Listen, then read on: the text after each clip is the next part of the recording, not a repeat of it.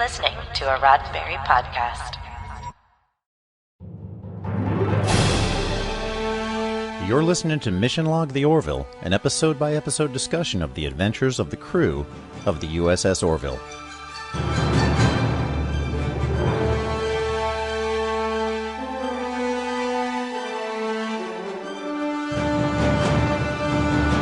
Hello and welcome to another episode of Mission Log the Orville. Mike, we're back. We're back. This episode, New Beginnings, is the first of 6 comic books written by executive producer and friend of the show, David A. Goodman. This is the one where Ed and Gordon have to clean up a 100-year-old mess, and Kelly's new love interest threatens to file a complaint with the Union Board of Education. Oh no! My name is Jessica Lynn Verdi. The Board of Education. Ooh, super scary. Oh, no. Ooh. And I'm Mike Richards. Mission Log the Orville is a conversation that depends on your participation. We'll have some fun because the Orville's fun, and we'll discuss the meanings, morals, and messages because that's what we do on Mission Log the Orville. And then we'll get to hear your thoughts, ideas, and you can tell us what you think at ML_the Orville on Twitter, Mission Log Pod on Facebook, or you can email us at missionlog-the-orville@roddenberry.com. And if you're watching this on the Roddenberry YouTube channel, hit like and subscribe. And remember, we may just use your comments on an upcoming episode. I don't know if you want to feel really old right now, but I feel really old. I saw something else. I was just like, oh, email, what's that? No one uses email anymore. But there's a contingency of Gen Z that thinks they invented the landline. They were like, we should just have a phone that stays in the house in case people call you. You just don't need it. So it's been so long since a landline was a natural thing, and sooner or later email will, because we just DM people now. Anyway. And that's funny because I had pretty much abandoned email personally, and you were the one that really taught me how important it is to check our email, especially in this in the context of this job and this endeavor. It is one of the easiest ways, best ways for people to communicate. You get the also. There's another thing I heard too. If it's if you can call, email. If you can email, text. If you can text, don't talk to the person. But it just sometimes it could be like, I'm really mad and here's my email. But in terms of divulging, as an actor, you have to literally look at your email all hours of the night. And if you don't respond within 30 minutes, they're like, why haven't you responded? So. And I am certainly not in the industry to Jessica Lynn Verdi level, but I do need to watch that. You are a wonderful emailer. So for any reason, just because you're good at it, I will look forward to Mike's emails. All right. Well, here's Jessica with the recap. Let's go. It's half past the first season of The Orville, and ever since the breakup, comic book Ed Mercer just can't get Kelly off his mind. Thankfully, Isaac's research of a nearby magnetar won't be done for a while, which means Ed and Gordon can escape to an equally boring conference, which is good for Kelly because Ed has been giving her the cold shoulder.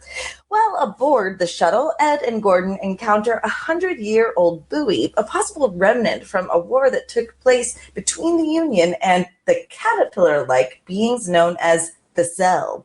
The conflict cost many lives and none were thought to have survived, but it seems as though a nearby oxygen planet might harbor the remnants of those who served aboard the battleship Burton, who is sending a distress call from the past. As Kelly vents to Dr. Finn about Ed's behavior, Bortus interrupts with a familial issue of his own. Even though Topa's only 8 months old, Bortus and Gladden believe he should be enrolled in school, but regulations say otherwise.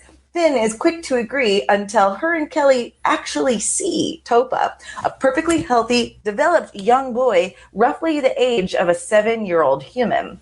Finally, we know why Topa aged so quickly. Anyway, that's good enough to enroll him. Ed and Gordon enter the atmosphere of the planet and immediately are fired upon, which almost decimates them if it weren't for their shield.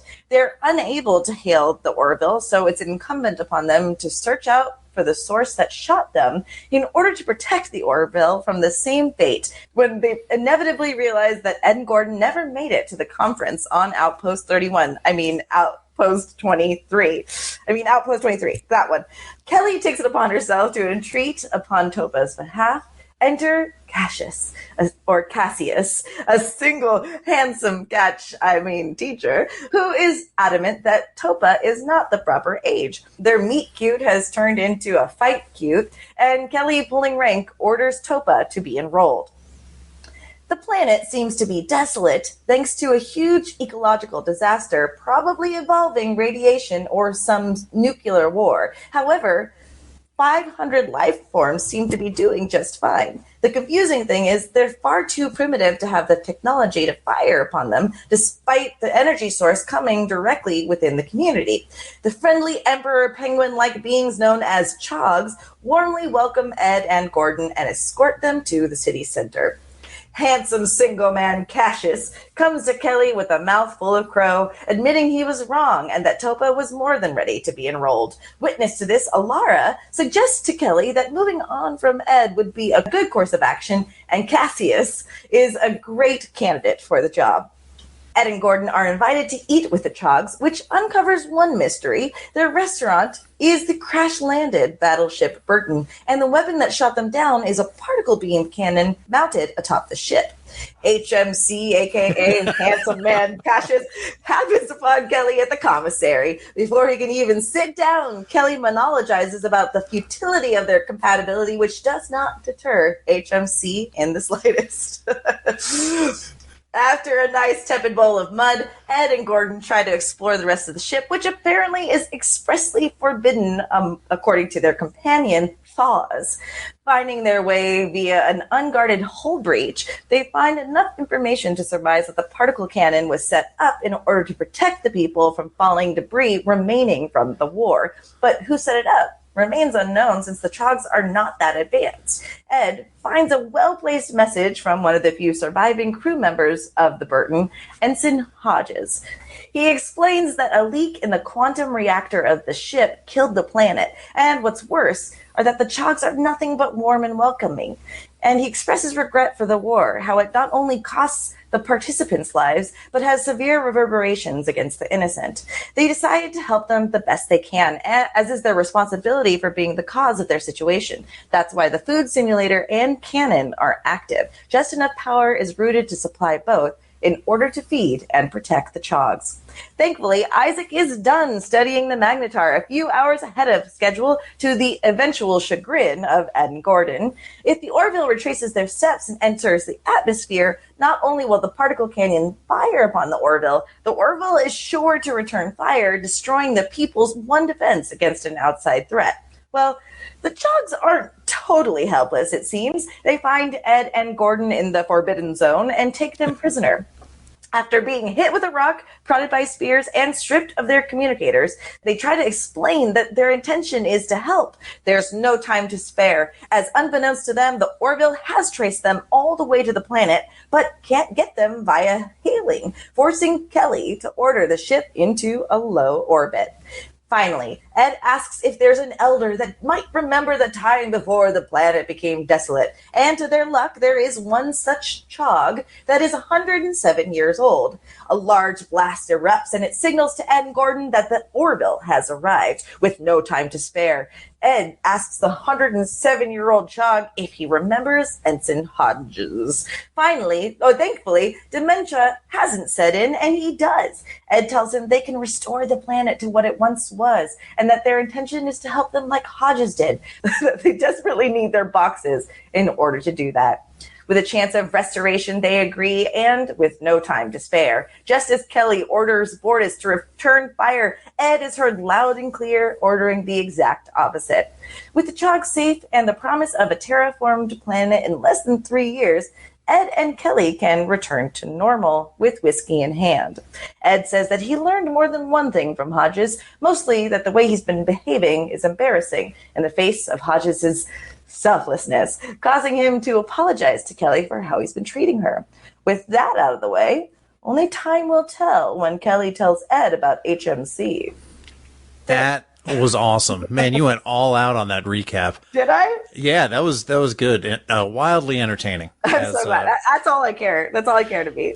As always. So, Thaz, I kept thinking about, every time I typed it, I found I was putting it in all caps. And I was like, oh no, that's something else. I got banned from a chat for typing thought.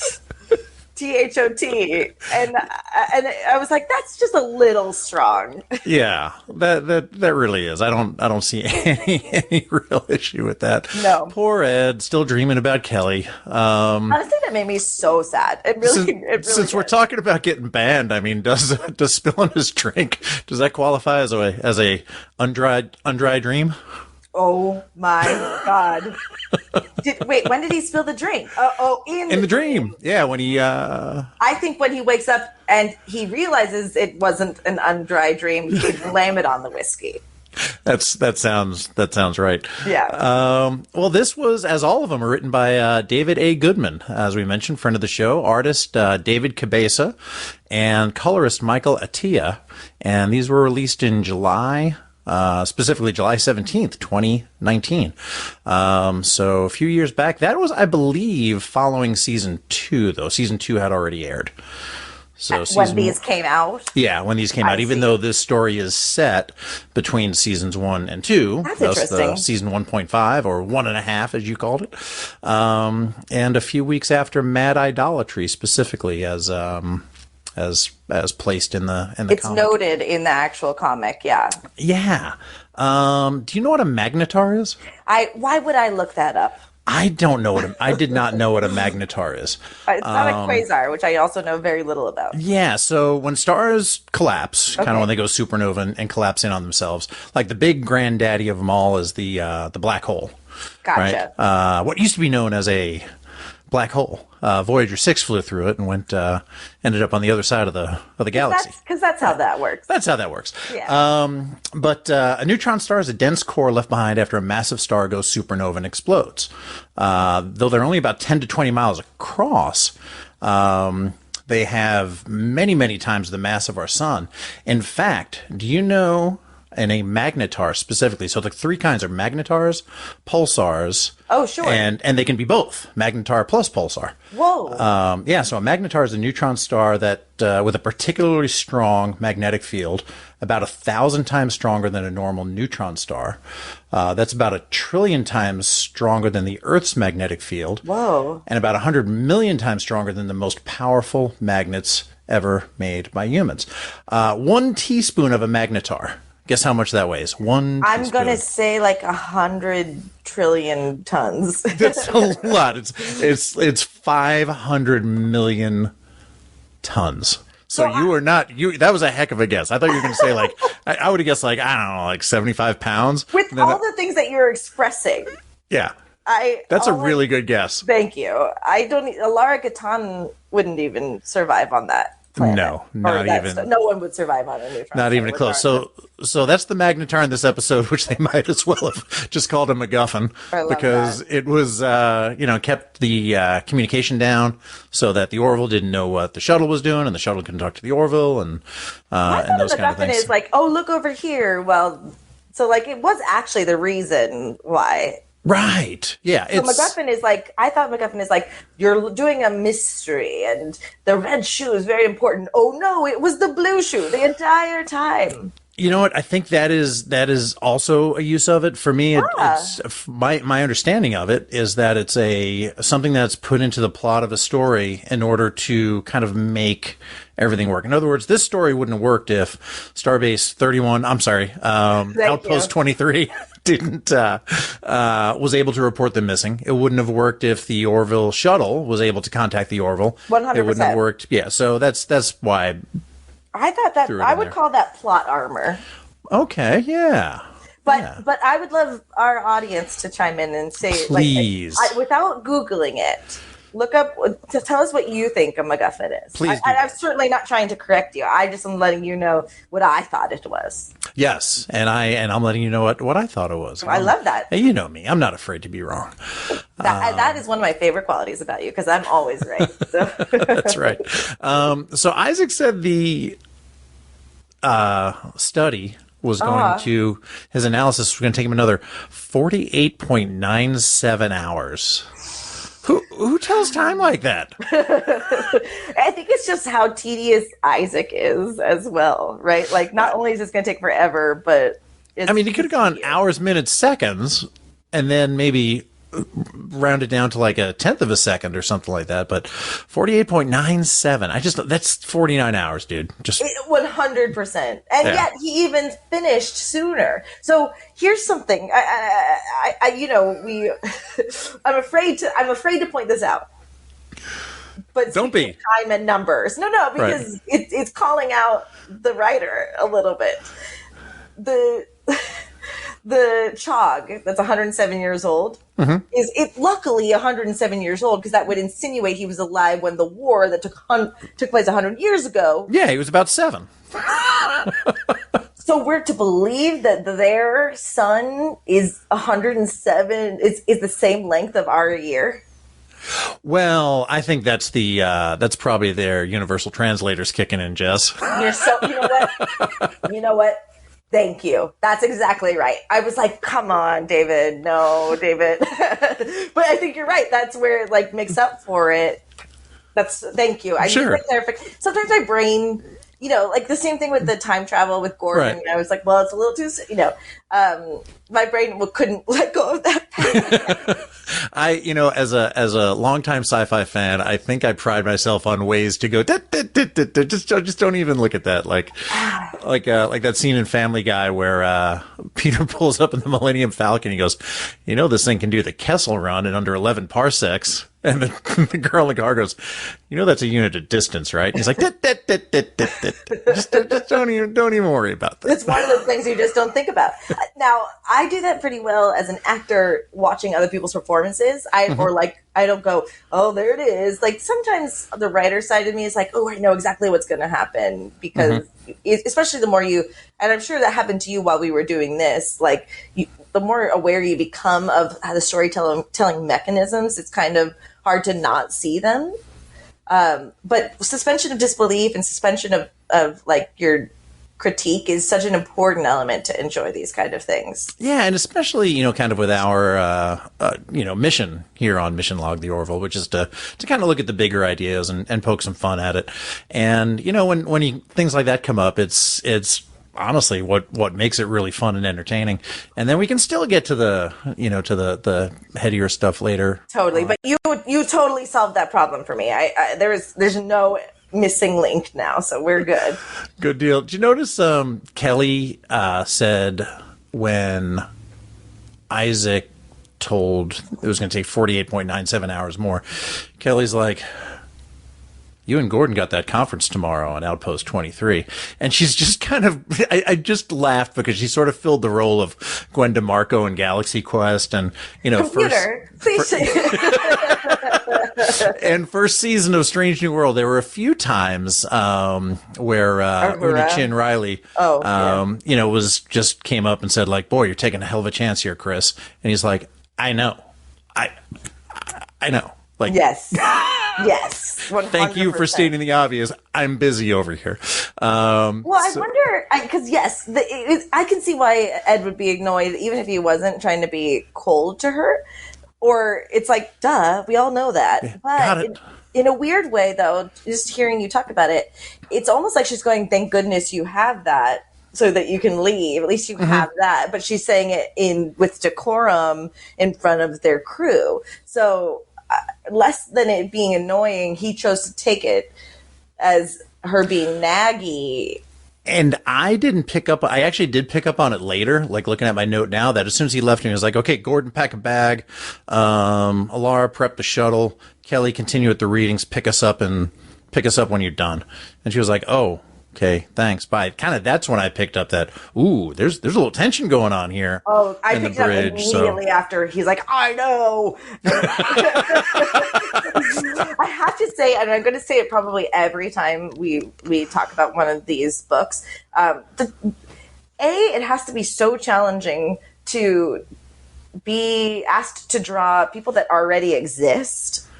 Yes. But they do such a wonderful job of capturing the essence, like her face of like, okay, at the end of that little that page is fantastic. So, you know, David Cabeza was given a lofty task, and I think I would be shocked to hear that he did it. I'm sure he didn't, but it'd be like, I could imagine him asking, hey, Gordon, or, you know, Scott, can you give me this face really quick? Mm-hmm. He nailed it. Yeah, he really did. And there's just little, very subtleties of, you know, Kelly Grayson, acted by Adrian Palicki, and just some sort of, you know, how she makes eye contact and, you know, facial expressions that she made that are very, very believable, very, very accurately drawn to where you would see a reaction or a facial expression that you 100% believe these characters would make. Yeah, I really read this as easily as I would watch an episode. So that's, you know, a good compliment to all three of the creators. Yeah, it flowed nicely, and I guess we can talk a little bit about. I read mine I got the Kindle edition, so there's two different modes. You can do like a full page mode, where it's just like flipping a page in a comic book, right? And then there's a panel by panel mode. Because I'm an idiot and I've learned to compensate for that. So when I'm reading comic books, sometimes I don't know which panel to go to next, and I don't know 100% what order they're talking in, because, you know, I don't really read a whole bunch of comic books. It is its own language. Yeah. For sure. And it really is. And, you know, and I know the square thing means different than the round balloons and different from the kind of scalloped ones and that kind of thing. But what's really, really nice about this panel view, on an iPad using the Kindle app, was that it just takes you to the next panel, and it does it in kind of like a cinematic fade from one scene to the next. So it's that's very pretty cool. Yeah, I really enjoyed reading it that way. You're not an idiot, and I did the same exact thing. So there's a 2-page spread when they go into the hole in order to explore after their mud meal, and I realized that the two top panels on both pages were in order, and then the bottom lower 3/4 of the page was the rest of the story in normal, like, and it really is a skill unto itself, illustrating a comic and also like bringing it to life. So it was clever, but I got lost for a second too. Good. And one of the things that this Kindle app does too is that every once in a while on a more complex page, it'll just, as you swipe to the next one, it'll show the entire. So that entire 2-page spread was shown, and then you swipe again, and it goes to the first panel that you're supposed to read on that page. So it presents what the experience is. That's very clever. Yeah. It really is. I very much enjoyed it. I love that. So we like talking ship names. Okay. Yep. I didn't come up with anything initially. The BCV Verton battle class vessel, right? Oh, well, that would make sense. Exploratory class, ECV. And I did a little search for HMS Burton or USS Burton and didn't come up with anything. So maybe it's just a nod to Chief Engineer Geordie LaForge, played by LeVar Burton on Star Trek The Next Generation. Actually, has to be it. Isn't Hodges, because that's what my instinct was. Hodges was a relief engineer. Okay. He was an ensign, relief. Hold on. I have a cat on my lap, and I didn't think I would need to look into the book, but I just caught that when I was briefly. Yeah, Hodges was the relief navigator in this story, but navigator. In Next Gen was there a Hodges there too? You're saying? No. I thought that he was the engineer, which would then make sense why he would give. Yeah, Ensign Hodges was the relief navigator on the ship. Well, I'm wrong. Yep, you're right. I just saw engineer. So anyway, that's what it is in my head canon. I think it's Burton, LeVar Burton too. That was LeVar Burton, and that old timey probe that they came across reminded me of the original pilot episode, The Cage. as well as the menagerie in the original series. Sure. They came across that 100-year-old probe that led them to Talos 4. And hilarity ensued, man. Still dealing with the repercussions of that in Star Trek Strange New Worlds, some 57 years after the original airing. That's exactly right. It's something about that episode is so fascinating, especially for us for Kurtzman and the team to realize that we wanted to go back, because it's unusual for a pilot that didn't succeed to be then included into the show and be revered so much. It's something about it. It's just really impactful storytelling. Yeah, it was really mysterious. And what made it work so well, I think, was all the refinements that were made to the bridge between the first and second pilot.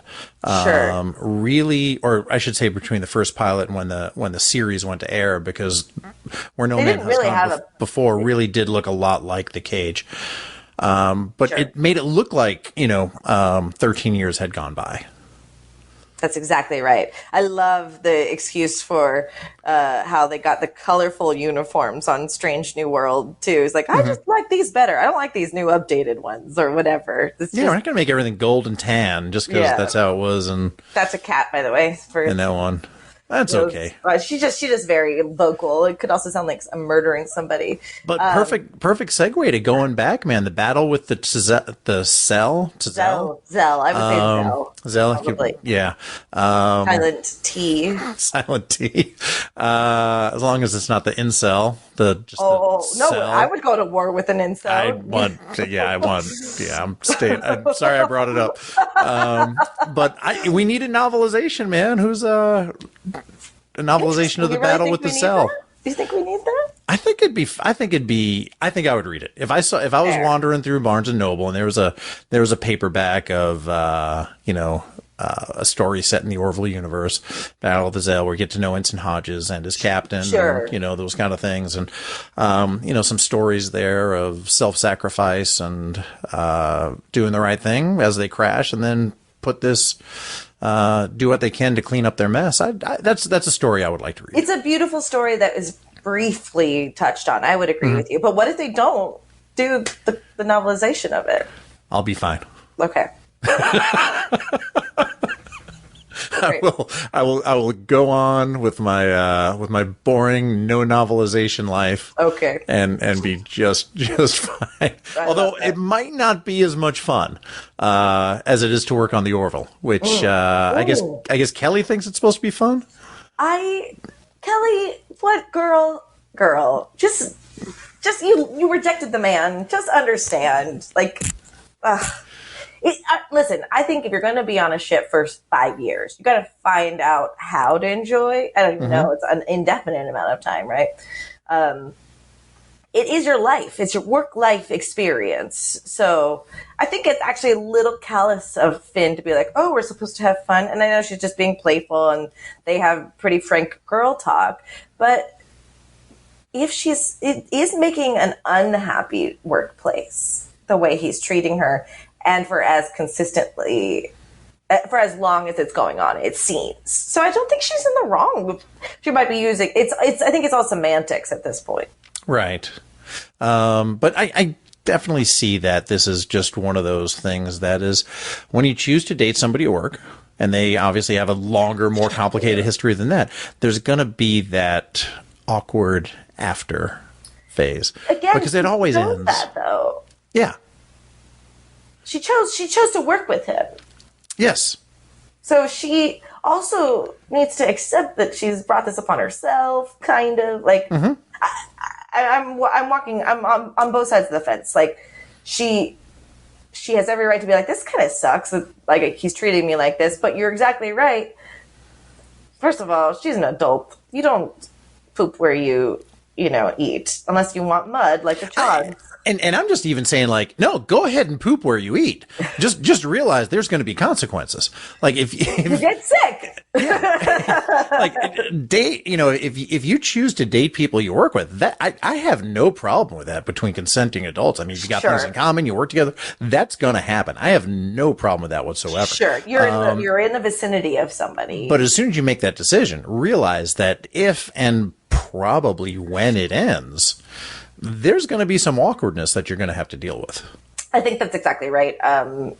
A lot of people feel like exempt from, like, they think they're going to be the person that is not going to die. They think they're the person that's not going to break up. This is going to be good. And I think that's usually my cautionary tale with somebody dating somebody that they work closely with is like, I can bet money you're not ready for the aftermath.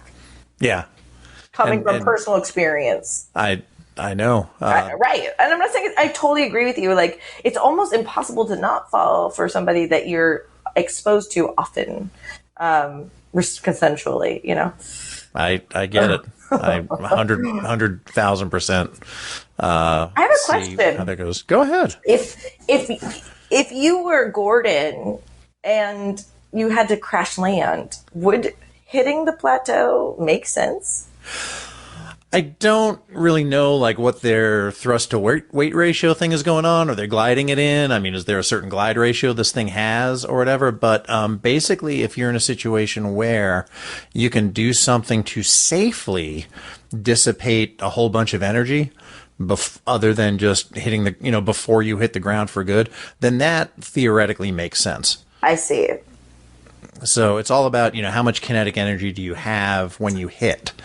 So if you can do something to significantly reduce that, then when you do finally hit in anger, then you've got less. Yeah, then you've got less energy to. Oh, that's interesting. Yeah. That makes a lot of sense then. But I loved that Gordon was like, not going to make much of a difference at this point. We're exactly. falling. And he was like, "Did you dissipate? Did you slow us down enough?" He was like, "Whether I did or not, man, it's time." I love that resignation. They really did capture David. I mean, obviously David knows how to write for these people. Yeah. But they have such less dialogue to do it in, and he still managed to get that quippy. You could still kind of tell that he's focusing on like the humor, because we lose the penchant towards that between season 2 and season 3. Right. But for a comic book, it works so well. It was good. Like even Gordon walking off the bridge, he's like, when it was like, "Gordon, pack a bag." He's like, "Yes." Yeah. So he did not want any part of sitting there watching that, Magnetar for 48.97 hours. Like he was done. He didn't even want the 0.97 hours. Like that's 2 more days. Completely done. You touched on the Topa's rapid growth. I had a note for that to talk about that also. But yeah, because we didn't see Topa again until season 2. And we're like, wait a minute. Topa's big now. Topa's big now, and that's weird because we have no explanation for it. Yeah. So, and interestingly enough, too, I actually am glad that Clyden goes, you would know if you studied Mocklin anatomy or whatever. I do. I have that note kind of in the later part, but yeah, we can talk about that now. So they didn't know about the eggs. They didn't know about the corrective procedure, as they called it. All they knew is that these guys are great to buy weapons off of. And they date men. And they pee once a year, apparently. Which Ed didn't even know about the Geloja until that, episode 1 when he asked, I think. So yeah, I think at some point you got to realize. I love that Geloja is basically Pomfar. I really love that so much. But learn a little bit about these guys, man, because they keep surprising you in not so good ways. The fact that it's also not regulation to have a member of the crew not be understood anatomically, etc. That boggles me, and it has ever since, like, the egg conundrum. So what do you think Claire does when Bortus or Clyden or now Topa come in for an exam? You think she just kind of like goes to the book? Okay, we've got the Gilliac people, we've got the Calavan, we got the swipe, keep going. Okay, Mocklins. All right, they go back. The computer should sort that. Yeah, but I mean, she's swiping on a computer. Yeah. Yes. I feel like I feel like the Mocklin information should have been downloaded into a computer, and that should be like it shouldn't have been that hard to access information. But she should be like, I mean, a doctor should have some degree of familiarity of the people whose care they're responsible for. One would think, 'cause, like, and this is no... In a perfect union, Mike, in a perfect union. That's right. In a perfect union, listen, this is no shade to anybody, but come on. It's not dissimilar from the xenophobia that they show with Spock in the original series, where it's like, well, you have, 2 hearts, buddy, or whatever. And like, Oh, yeah. Oh, you're green blood. Yeah, it's a good thing your heart's not where it's supposed to be, or else you'd be dead. Like, yeah. Thanks, McCoy. If maybe my heart's in the right spot, then. Yeah, like I'm so sad. It's xenophobic in that he was used as the other often, and and they're not used that way. The Mocklins aren't in this series, but you should know a little bit. You should know about. Certainly Also, should. When was the last time Dr. Finn did a checkup on a baby? Like, I guess maybe they don't need to do the same amount of checkups as we do. That's true. I mean, the wellness checks would be probably fast and furious with that growth rate, but or just don't do them at all, which is apparently what they went that way. Right, but what's the inoculation situation? Like, anyway. It's either every 2 days or no inoculations at all. We're going too far into this. I'm so sorry. It's okay.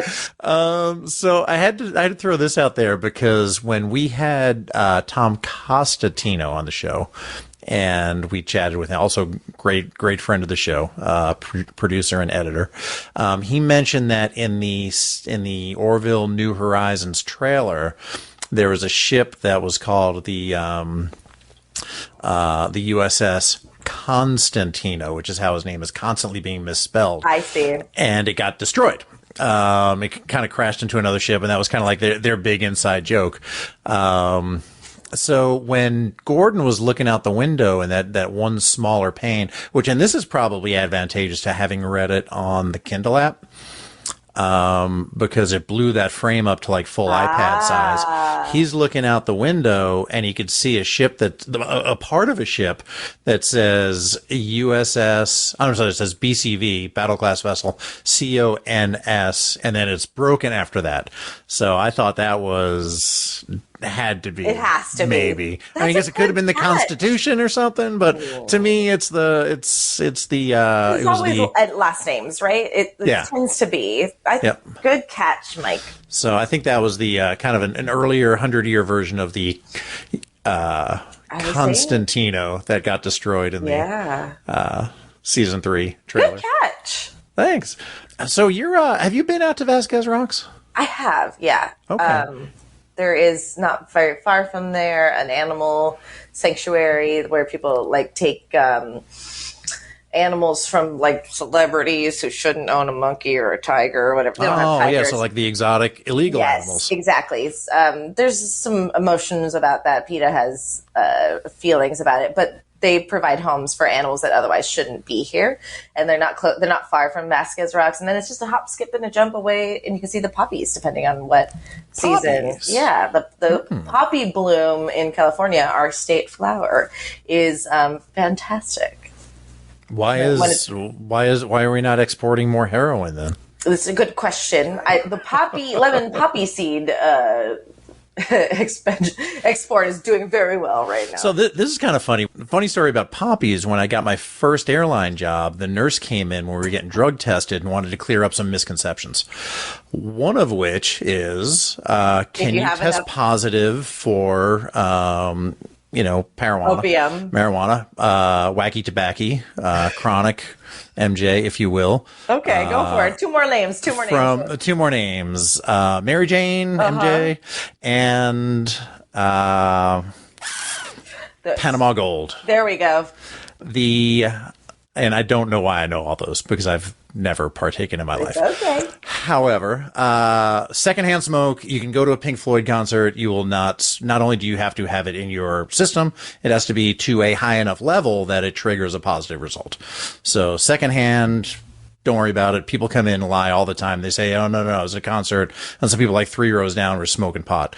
Yeah, no, that's not why you tested positive on a drug test. That's really funny. The other one that she said was the other misconception is that poppy seeds like poppy bagels and stuff like that, poppy seed bagels will give you a false positive. She's like, that is not true. They give you a actual positive.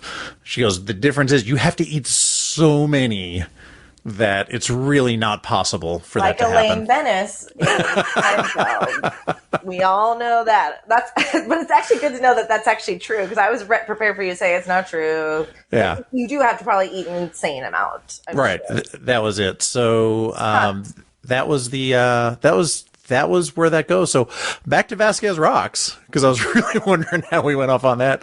We got there. Standard mission log tangent. Somehow we made this episode really long, and we didn't intend to. When Ed and Gordon were sort of climbing up that angled rock to get a look at the Chogs, which they didn't even know that they were there yet, because they got snuck up on from behind. Right. That to me looked like the same sort of angle orientation of that very iconic Vasquez Rocks scene from Arena and so many other things. I mean, it's used.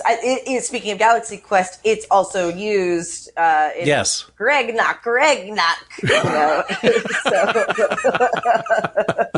I recently watched that movie. So funny. Like 3 weeks ago, I was working from home, so I was doing a bunch of work on one screen, and then on the other screen, I had the Never Surrender documentary on it, and then I had to watch Galaxy Quest as well. Honestly, one of my favorite line readings of all time is when Sigourney Weaver goes, "Hurry up before one of them kills Guy." It's like a perfectly good movie. Anyway. And then bringing it back to Strange New Worlds, man, the Sam Kirk character is putting off some serious Guy vibes, man. It is 100% has to be based on that character. My best friend does not like Sam Rockwell, and it's upsetting. And he just does the same thing and everything. It's like, that's not true. And even if it is true, it's charming. And even if it's true, it's awesome. I love it. I love that. You got a shipping name. See, if we were just starting off and we didn't know how Kelly and Cassius ended up, what would you ship? You would have a shipping name for him? Would we be excited for these two? Would we be pulling for these two crazy kids? Ooh, I don't know. I never really felt the vibe between them. Like, this is what's interesting too, is if he was meant to be a love interest that we rooted for, we would have seen the courting process. We would have seen him. This wouldn't have been in a comic. It would have been in the show, right? As opposed to them having been dating. But it's a good question. What would you ship them as? I came up with Celsius or Celsius. Celsius or Celsius. Cassie. Oh yeah, that's good. Cassie. Callie. Callie. Cassie Lee. Any of those. Yeah. No, I think Celsius is good because it's almost like Kelvin and Celsius. Yeah. Like, I think you're more onto something. I like Celsius. Listen, I think we have way too much to talk about. I thought this was going to be a really simple episode. Anything else you want to talk about in this section? No, I'm ready to move on because there's some good stuff to talk about. Let's do it then. I'll see you on the other side.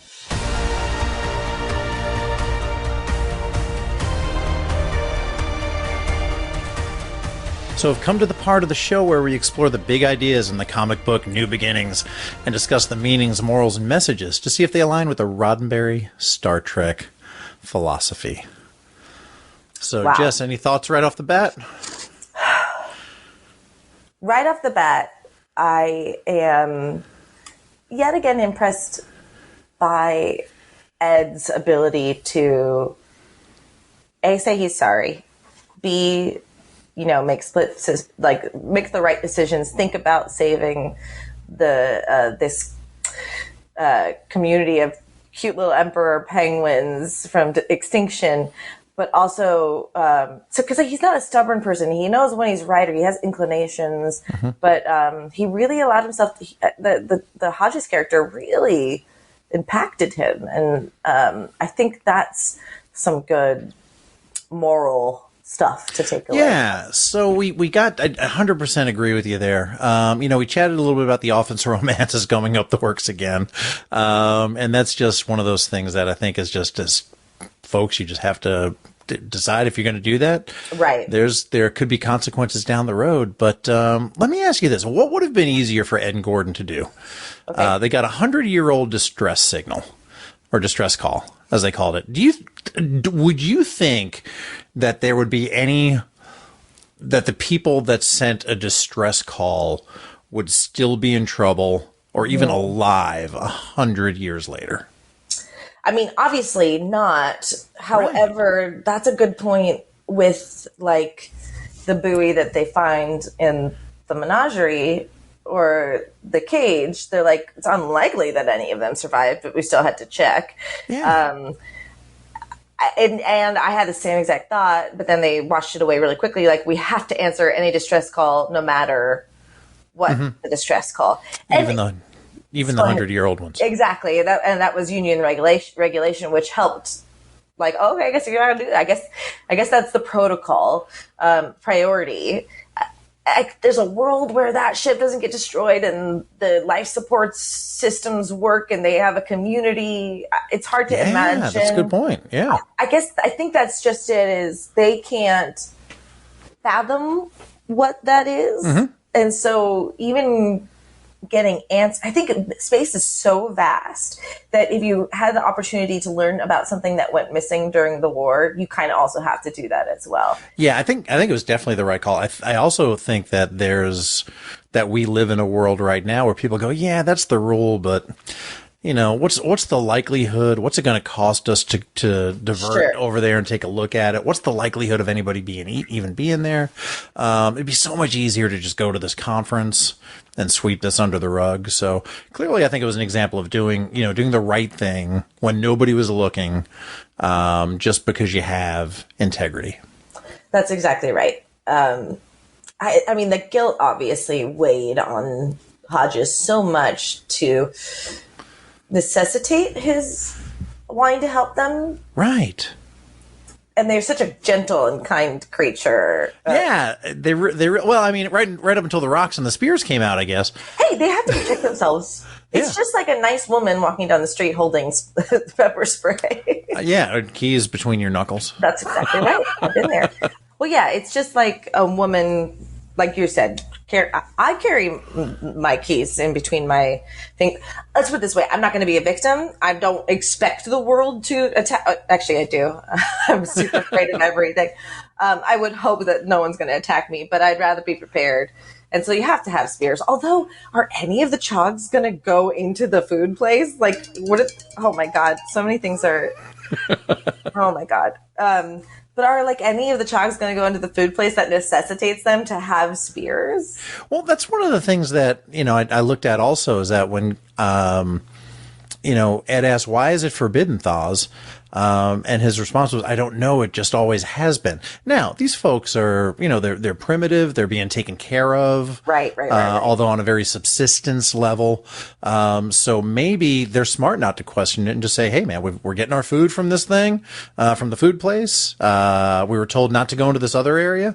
We're not going in there. Probably for fear that if they shut it down, it wouldn't work properly, and then they wouldn't get their food at all. Gotta be the so reason. They were probably told by Hodges 100 years ago that never to go there. I still think there's a certain danger in continuing to do stuff just because it's always been, even though in this it appears to be serving their purpose here. So I want to say it's like Herbert Hoover or some dude like that who said that the most the deadliest words or the most dangerous words in the English language are but we've always done it that way.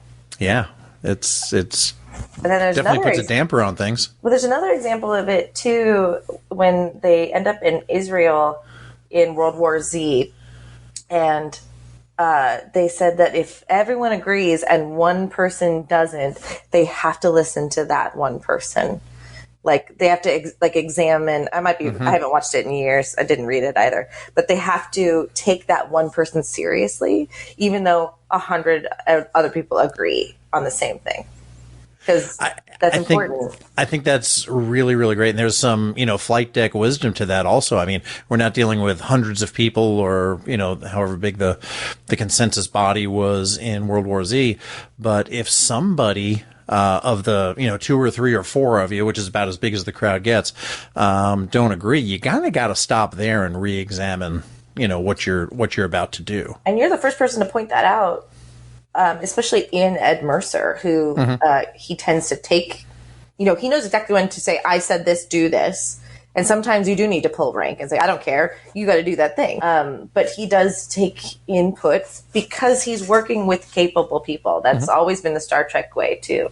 If it gets to the point where you don't have the time and you've made your decision, you feel like your judgment and your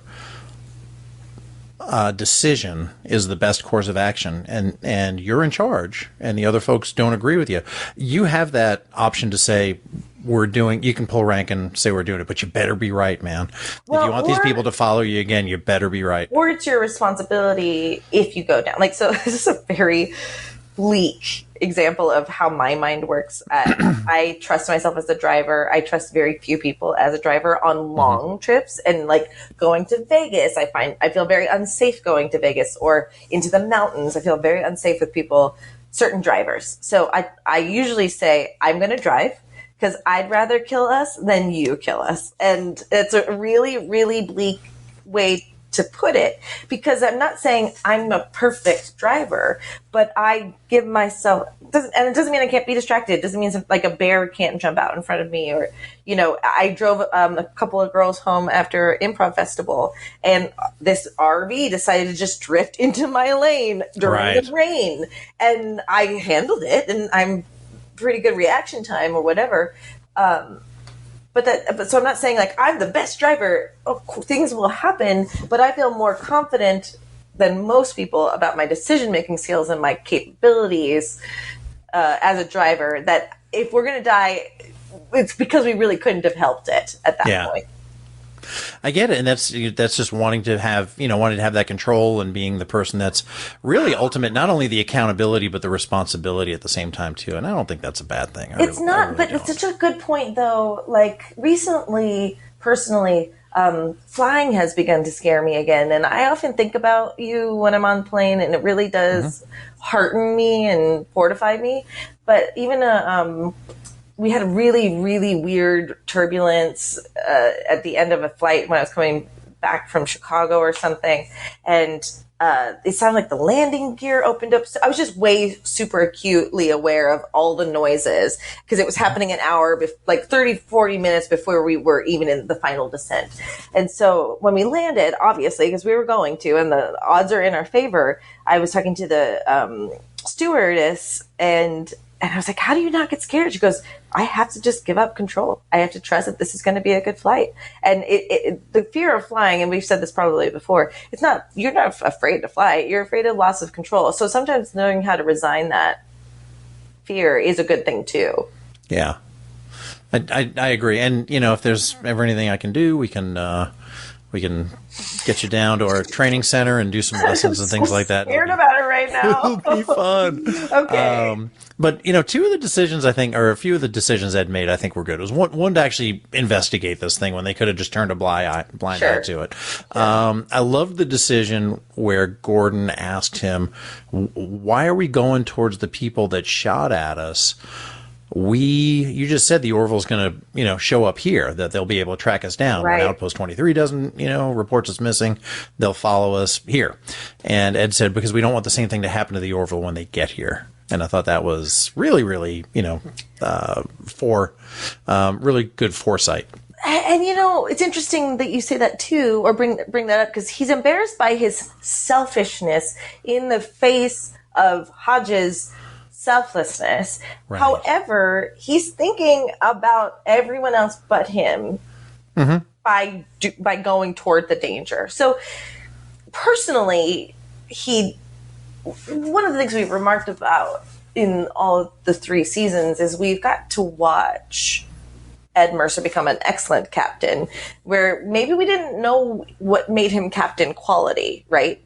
We just knew that Kelly wanted him to be a captain, and that's what he wanted.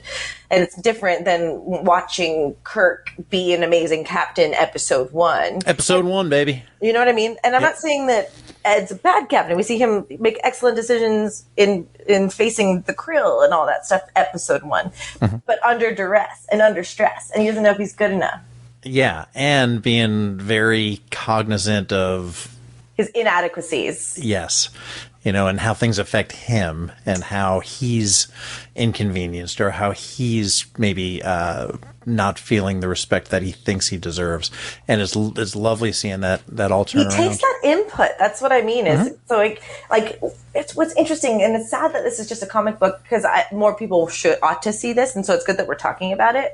That Hodges character probably had a huge impact on the grand scheme of how Ed Mercer becomes a great captain. You know what? That's really, really fair to say because we're still pretty early in his journey right now.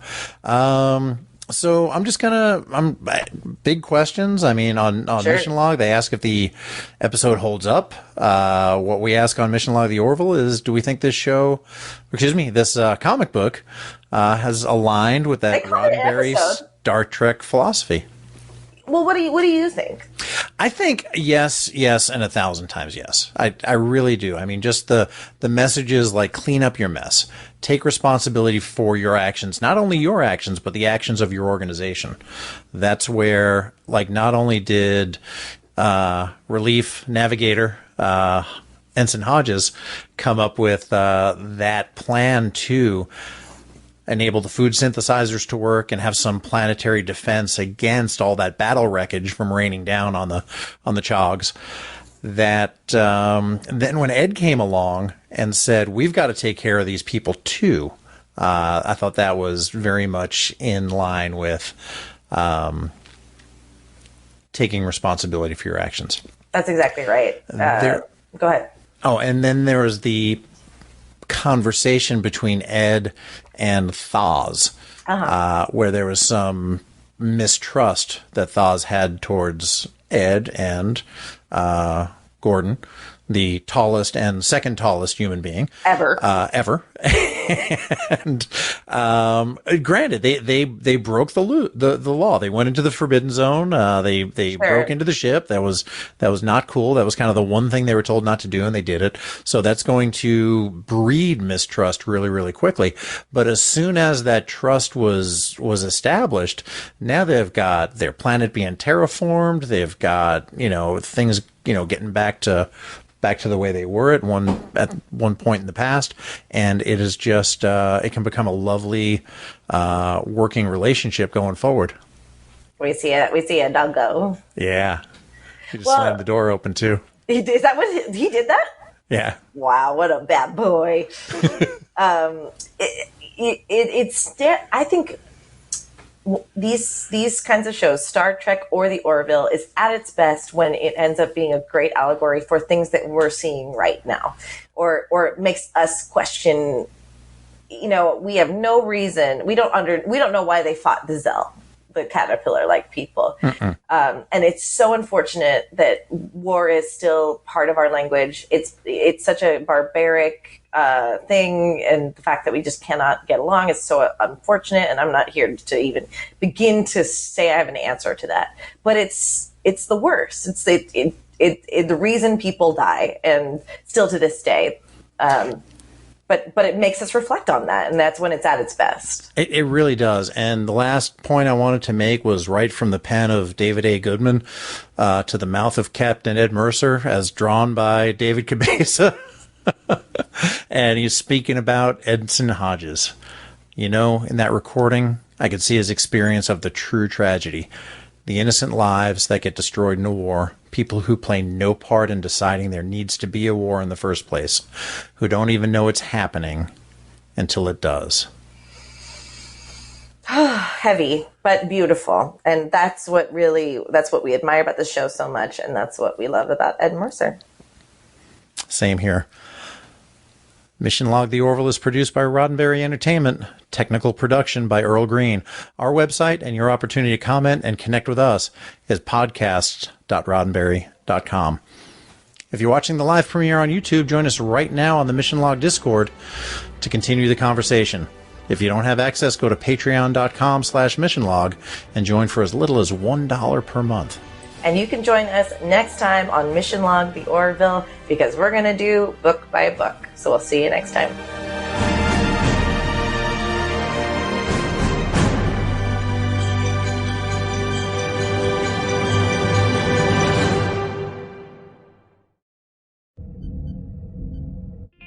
This is a Roddenberry podcast.